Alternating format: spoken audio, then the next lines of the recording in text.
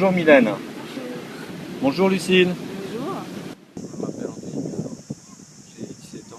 Je m'appelle Étienne Samgiovanni, j'ai bientôt 18 ans, j'habite Vimereux et je suis en école hôtelière au Touquet. Je m'appelle Bourgois Julien.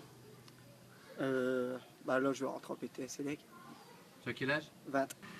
Je m'appelle Camille, je suis lycéenne à Mariette, à Boulogne. J'ai 17 ans. Voilà Enzo, on se retrouve 2 ans après. Alors, je m'appelle Tom Tarnésien, j'ai 15 ans et je suis en 3e. Je m'appelle Gilles Tarnésien, j'ai 17 ans. Je suis au lycée Branly en bac pro système électronique numérique. Puis voilà. Je m'appelle Arthur Ringot, j'ai 18 ans, je vais rentrer en première année DUT gestion des entreprises et des administrations. Bonjour Sœur Chantal, voilà, on se retrouve aujourd'hui avec plaisir avec tous ces enfants. On est venu cette année donc avec de nouveaux projets, dont ce projet de ludothèque. Voilà, est-ce que tu peux nous le présenter s'il te plaît? Oui, alors bonjour Christophe, Ingrid et tous les amis de Vimereux. Nous sommes très heureuses de vous accueillir ici et tous nos enfants vous ont attendu depuis longtemps. Et justement, le projet de ludothèque a été réalisé. C'est grâce à vous et parce que je suis allée à Vimereux, j'ai vu votre centre et votre ludothèque. Alors je me suis dit, il faut aussi une ludothèque pour nos enfants. Et voilà, c'est grâce aux dons généreux des gens de Vimereux et des gens d'autres associations, nous avons pu réaliser ces ludothèques. Et nos enfants vont en profiter. Et c'est grâce à ça, nos enfants vont avoir des jeux instructifs et des scènes de théâtre, des leçons de musique et même de grandes musiques, de saxophone, de trompette et tout cela. Et nous avons commencé. Alors c'est un grand profit pour nos jeunes qui va s'ouvrir grâce à ce ludothèque. Surtout pour les saisons mauvaises. Alors nous avons aussi une grande salle pour que les enfants puissent jouer et s'ouvrir dans leur avenir. Voilà, pour s'instruire un petit peu plus pour tous les jeux, sur tous les jeux. Et maintenant, nous avons aussi les jeux instructifs. Merci encore à Gigamic.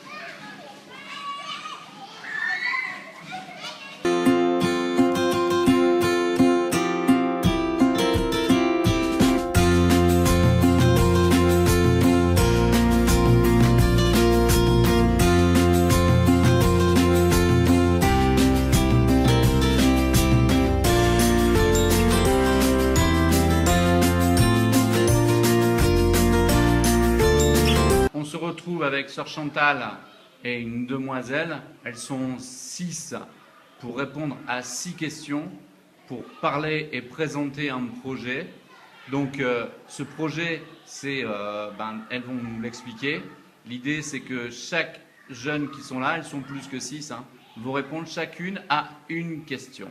Donc Sœur Chantal, on est avec une demoiselle, je voudrais qu'elle se présente s'il te plaît et qu'elle présente un peu son groupe.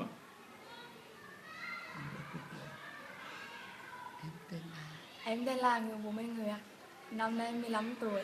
Alors, je m'appelle Minh Học Nguyệt, lớp 10 j'ai 15 ans, je suis en seconde, j'habite ici à ở trung l'orphelinat tâm CMK. CMK. Je voudrais bien aller en France. Nous Em sommes rất thích un các groupe anh chị qui désire Vinh ardemment đến thăm chúng voir em. la France, puisque và nous chúng em avons muốn qua Pháp reçu để les jeunes de Vimereux et nous les học aimons hỏi, bien.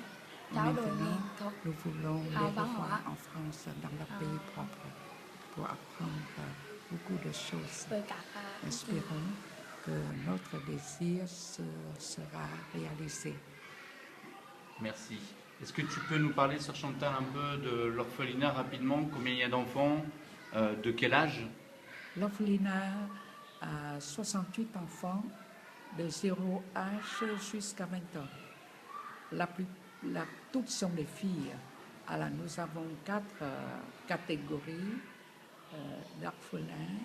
Il y a des orphelins, des enfants entièrement abandonnés dès la naissance, des enfants dont les parents sont morts du sida, mais l'enfant est négatif, des enfants ethniques et des enfants vietnamiens mais pauvres. Les parents ne peuvent les nourrir ni les scolariser. Alors, et nous avons aussi un groupe d'enfants handicapés qui viennent la journée seulement et le soir les parents les reprennent parce que nous ne pouvons pas les garder la nuit. Ok. Nous, ce que tu es venu faire ici? J'ai construit des maisons pour les gens défavorisés avec le comité des pauvres et j'étais à l'orphelinat depuis des années. Ok. Alors dis-moi, là on est à la plage, on a emmené des enfants, donc on a joué avec eux, on leur a permis donc de découvrir pour la 3e fois et la dernière fois de cette année la plage. Voilà, je suppose que tu es assez fier quand même d'avoir pu organiser par exemple le concert que tu avais mis en place au centre. Parle-nous un petit peu de ce concert que tu avais mis en place. J'avais contacté un chanteur professionnel, un chanteur amateur. Il s'appelle comment? Lorenzo. Et j'avais demandé de faire un concert pour le projet, pour pouvoir emmener les filles à la plage. Bon, et tu vois, elles sont venues. Voilà, j'espère que tu es content de ce que tu as fait. Oui, je suis contente. Voilà, tu comprends un peu mieux maintenant pourquoi on vous demande à vous de vous investir. C'est pour vivre ces moments-là. Voilà. Tu regrettes pas quand même d'avoir vécu tout ça? Un peu, qu'est-ce que tu as fait toi durant cette mission? J'ai participé à la construction d'une maison avec une famille. Avec aussi, il y avait Arthur, mon groupe, il y avait Enzo. Donc on a fait du déblayage de grammat et on a commencé à creuser un trou pour les toilettes. Ok, donc ça c'était pour la partie construction de la maison. Ça fait quoi de construire une maison? Ça fait plaisir parce qu'on sait que d'un côté on va leur donner le sourire, puis un toit pour les périodes de pluie. Donc tu as vu, le monsieur était gravement malade. Hein. Je pense pas que si on revient dans 2 ans, ils sont encore avec nous malheureusement. Bon, cette femme et ses 2 petits-enfants, je pense que c'est important qu'ils aient un toit aujourd'hui. J'espère que tu es fier un peu de ce que tu viens de faire. Oui. Voilà, là nous sommes avec Mimi, donc je vous l'ai dit, il y a 6 questions. Qui, quoi, où, comment, quand, pourquoi. Mimi va nous expliquer le quoi. Qu'est-ce qu'elles veulent découvrir en France? Nous t'écoutons.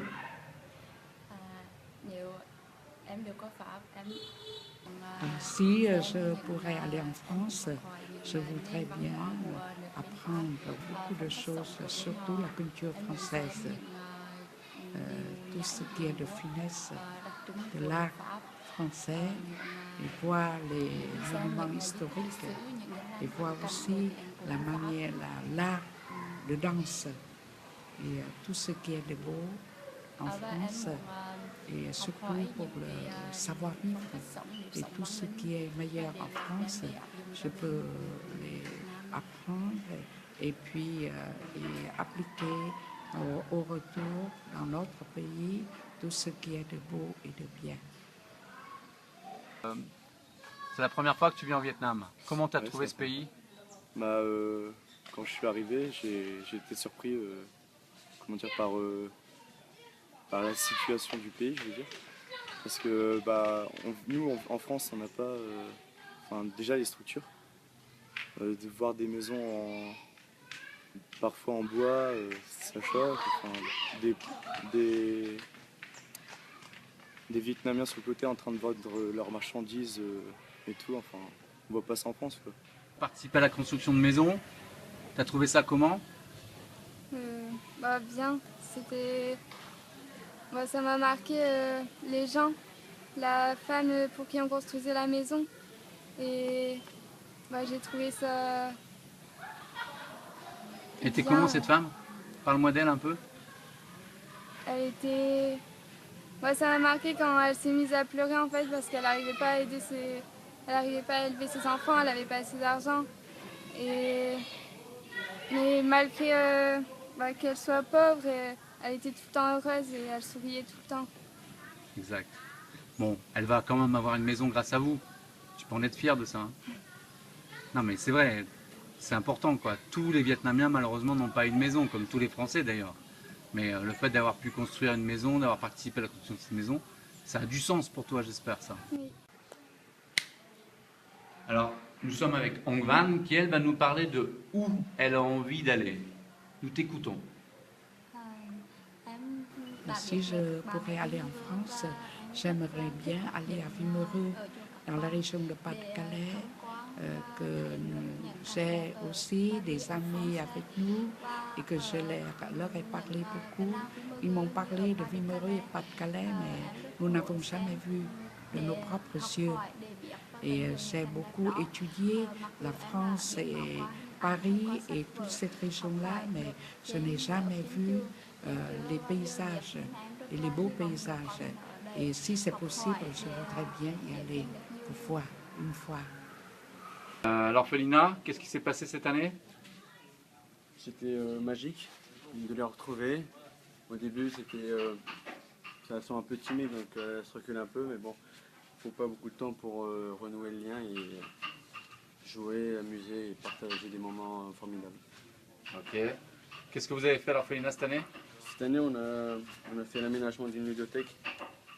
On a lavé, on a joué avec les filles à l'intérieur. Ok. Voilà.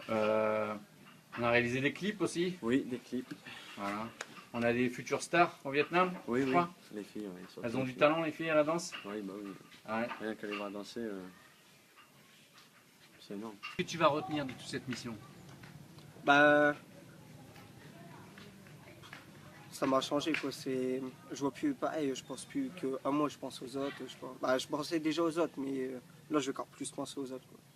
Parce que ce qui me fait bizarre, c'est par exemple quand on va dans les familles comme on a été construit, ils nous offrent toujours un truc à manger ou à boire malgré que voilà, c'est ça qui le peu qu'ils ont, ils le partagent. Ouais, voilà. En France, c'est pas toujours le cas. J'en connais beaucoup qui feront même pas ça quoi. Et ça c'est bien je trouve. On va essayer de les faire venir l'année prochaine. T'es partant pour travailler sur ce projet? And we go again. Yeah? Yes. Ok. Tu sais que ça va représenter beaucoup de travail encore? Pas grave ça. Pas grave? T'es prêt? Ouais. Yes? Yes. Ok. Nous sommes maintenant avec Rose Bonheur qui, elle, va nous parler du comment faire pour venir en France l'année prochaine.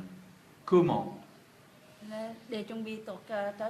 Premièrement, il faut nous exercer pour la langue française. Nous devons travailler bien à l'école pour pouvoir parler couramment. Et puis, deuxièmement, il faut travailler sur nos cuisines. Par exemple, apprendre à faire de bons plats pour après, à Wimereux, on pourrait faire des bons plats avec nos amis. Apprendre à nos amis à faire des bons plats. Et nous devons apprendre aussi des bonnes danses pour que là-bas, au centre, nous pouvons danser aussi avec nos amis. Et il y aura ainsi un échange entre nous, un échange culturel et de bien vivre et de bien savoir comment on vit en France et au Vietnam. Comment ils vont préparer ensemble, à 10 000 km de distance, cet échange. On va faire cet échange grâce au Facebook et Skype. Ils vont échanger continuellement quand elles ont le temps avec ses amis de France. On est devant une des maisons pour laquelle tu participes à sa construction. Elle va aller bientôt terminée. Donc ça paraît incroyable d'ailleurs qu'en 15 jours on arrive à finir une maison au Vietnam, non? Bah oui, parce que franchement la maison elle est bien faite et elle est grande et ils ont plus d'espace maintenant pour leur famille. Voilà. Donc tu te rappelles de cette famille? Oui. Voilà. Tu es fier que cette dame et ses enfants maintenant, les deux petites filles là maintenant, elles aient une maison? Oui. Bon. Deux petites filles dont une qui a plus que ton âge d'ailleurs. Hein. Ouais, alors, ça me dérange pas. Non, toi t'aimes bien les filles toi d'ailleurs Tom. Hein. Ouais. Ah ouais. Comment ça s'est passé avec les filles de l'orphelinat? Très bien, on s'entendait bien. Même s'il y avait la barrière de la langue, on se comprenait. Donc ça c'était bien. Et quand on se comprenait pas, soit ils comprenaient autre chose, donc ils me tapaient, enfin je sais pas, ils rigolaient, tout ça. Donc c'était plutôt marrant et franchement c'était bien. Voilà. Comment ça veut dire merci madame. Ah oui Lucille. Voilà. Qu'est-ce que tu connais comme d'autres comme nom en vietnamien? Agatai. Ça veut dire? Au revoir. Ok. Tom Viet, ça veut dire? À demain. Voilà. Ok. Donc, on parlait donc de cette deuxième mission. On avait été donc dans cette ethnie de nouveau. Voilà, on a vu de nouveau des familles avec des enfants qui étaient effectivement à peine habillés et on sait qu'ils ne sont pas du tout scolarisés. On leur a remis donc de la nourriture à ces familles. Voilà, tu as trouvé ça comment?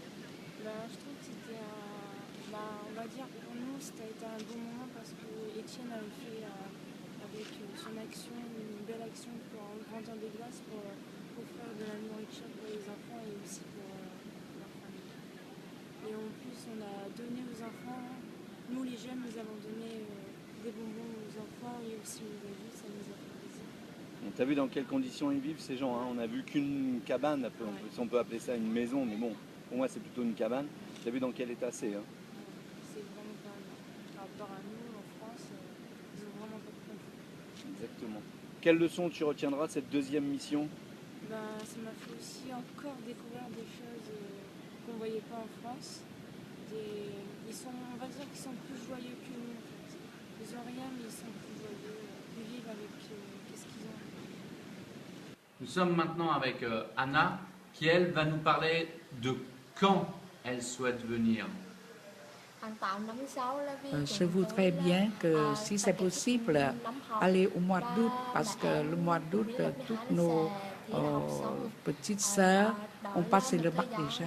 Alors c'est le moment le plus favorable pour nous toutes de venir en France ensemble. Alors, la participation à la construction de ces maisons, c'est la deuxième fois qu'on le vit pleinement.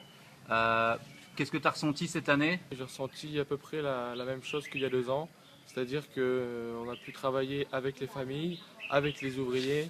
Et je pense que c'est davantage intéressant car on vit la construction de la maison avec les familles. Et c'est beaucoup plus intéressant que de simplement verser de l'argent afin qu'elles puissent payer les ouvriers. C'est mieux, personnellement, c'est bien de vivre une expérience comme celle-ci. C'est vachement enrichissant de travailler avec des ouvriers vietnamiens. C'est pas du tout la même façon de travailler que par chez nous. Et on a fait ce qu'on pouvait faire, on a donné le maximum de coups de main. Et moi j'ai bien aimé faire ça. Okay. Lors du spectacle, on a pu constater que au niveau de la danse, elles sont de plus en plus meilleures, quoi. Et voilà, moi quand je viens ici, je suis toujours pressé de voir le spectacle, parce que c'est un bon moment, on partage ça aussi avec les filles, parce que nous, ça nous permet de rigoler un peu, de danser aussi. Et voilà, il y a des filles qui sont quand même vachement douées pour la danse. Et je pense que pour elles, c'est bien de continuer la danse, parce que la danse, pour pratiquer la danse à leur niveau, on a besoin d'une certaine volonté, parce qu'il faut la pratiquer assez souvent pour avoir un bon niveau. Je pense que pour elles, pour s'en sortir dans la vie, elles vont avoir besoin de beaucoup de volonté, comme elles en ont actuellement. Et je pense que si elles continuent sur cette voie-là, elles devraient bien s'en sortir. À la plage, cette année, on a eu l'occasion d'y aller 2 fois, contrairement aux autres années où on n'y est allé qu'une seule fois. Et le fait d'y aller 2 fois, c'est encore mieux parce que la plage pour les filles, c'est quelque chose d'extraordinaire. Elles n'ont pas souvent l'occasion d'y aller. Cette année, c'était la première fois qu'elles y allaient. Et quand on les voit arriver à la plage, forcément, on peut lire sur leur visage qu'elles sont super heureuses, que ce soit les toutes petites comme les grandes. Elles n'ont qu'une seule envie, c'est d'arriver à la plage. Déjà, le trajet dans le bus, c'est quelque chose qu'on ne peut pas oublier parce que forcément, on rigole, on se taquine. Et voilà, et une fois arrivé à la plage, c'est parti pour toute la journée. On rigole, on s'amuse. Et le seul problème, c'est qu'on ne voit pas le temps passer, donc on essaye de profiter un maximum. Et je pense que ces choses-là, elles vont rester dans notre mémoire. En mémoire, cette 4e mission? Pour moi, cette 4e mission, je dirais pas que les autres étaient moins bien, mais celle-ci, elle avait quelque chose en plus. Je pense que le groupe fonctionnait bien, il y avait une bonne ambiance, tout le monde s'entendait bien, il n'y avait aucune tension. Et ça, je pense que dans un groupe, pour faire des missions comme celle-ci, c'est vachement important. Si on veut travailler ensemble, on est là pour travailler ensemble, pour aider les autres. Et si dans notre groupe, on ne sait pas s'entraider, ça ne peut pas marcher. Cette année, ça a vachement bien marché. Nous sommes avec Grace, qui elle va répondre à la question si difficile du pourquoi venir en France, pourquoi organiser cet échange culturel. C'est toujours une grande joie pour nous de vous accueillir. Nous avons attendu 2 ans pour avoir ces moments de joie et de bonheur, surtout des instants tristes et intrusifs. À chaque fois, vous nous apportez de nouvelles découvertes. Et votre soutien et votre dévouement durant tant d'années nous font chaud au cœur. Notre plus grand désir, c'est d'aller vous voir dans votre beau pays. La France, le beau pays que nous avons entendu parler longtemps. Ce serait le plus grand bonheur pour nous de faire ce grand voyage et de vous voir dans votre beau pays. Merci. Voilà, tu vois les choses comment, toi, par rapport à ce nouveau projet? Je trouve que c'est intéressant de les faire venir en France, parce que c'est nous, à chaque fois qui venons au Vietnam, qui allons les voir et qui découvrons leur culture. Je pense que c'est à elles, cette fois, de découvrir notre culture et de venir en France. C'est à nous de les accueillir, c'est tout le temps elles qui nous accueillent. Donc à notre tour, on doit les accueillir en France, leur faire découvrir notre culture, les emmener par exemple voir la Tour Eiffel, certaines en rêvent, parce que pour elles ici, la France c'est le rêve, et leur montrer que c'est pas forcément non plus un rêve là-bas, que tout n'est pas rose, et qu'elles prennent conscience de certaines réalités aussi de la vie. Par exemple, donne-moi un exemple de tout n'est pas rose. Comme ici, il y a plein de pauvres qui n'ont pas de logement, et en France aussi, certains n'ont pas de logement. Et donc, je trouve que ça serait intéressant de leur montrer ça, qu'on n'est pas tous des riches, et que certains qu'il y a aussi des problèmes en France comme au Vietnam. Alors pourquoi c'est important que ces filles viennent en France? Ça va, c'est notre culture, c'est un autre monde.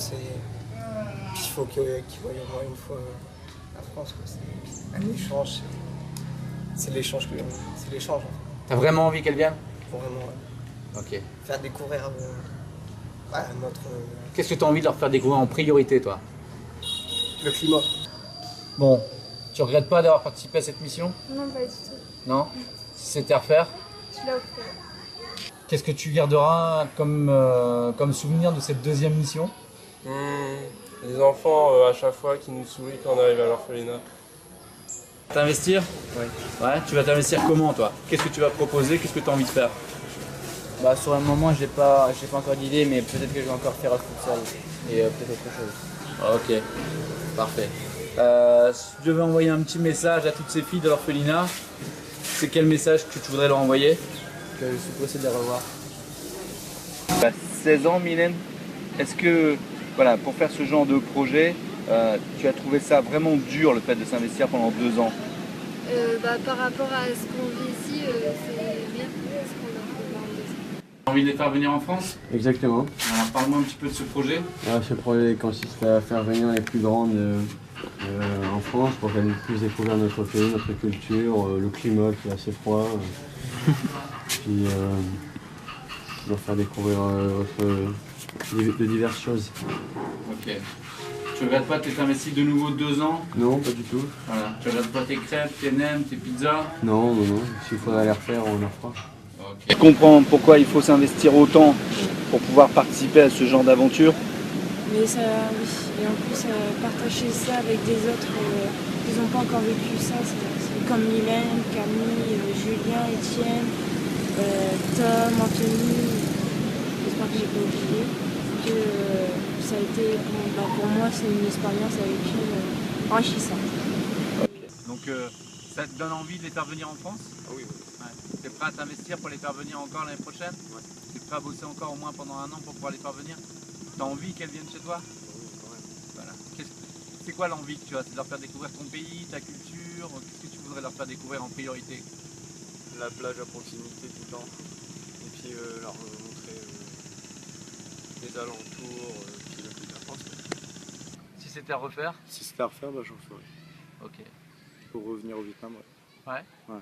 Tu penses que tu reviendras un jour au Vietnam dans cet orphelinat? Ouais, je remettrai au moins les pieds une fois.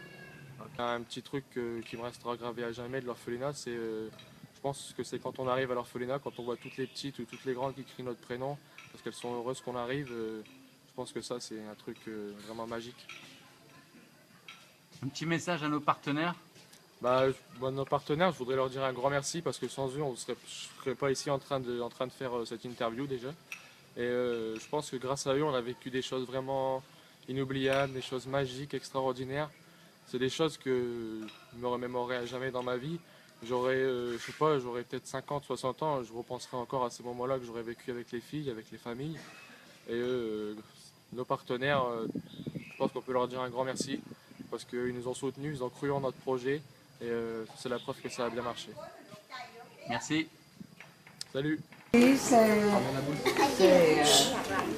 malheureux, mais c'est le dernier repas entre nous et nous sommes toutes là pour vous remercier de tout ce que vous avez fait pour nous. Hein. Et on ne peut pas dire tout ce que nous pensons et tous nos enfants aussi, les petites comme les grandes, vous nous avez apporté tant de bonheur, tant de joie. Et, toute la maison est remplie de joie quand vous êtes là. Alors nous vous disons un grand merci de tout votre bon cœur, et surtout, et c'est ça qui nous fait grandir. C'est ça, c'est l'amour qui nous aide à grandir et à marcher dans la vie solidement avec tant de soutien et tant de bienveillance. Nous vous remercions pour tout.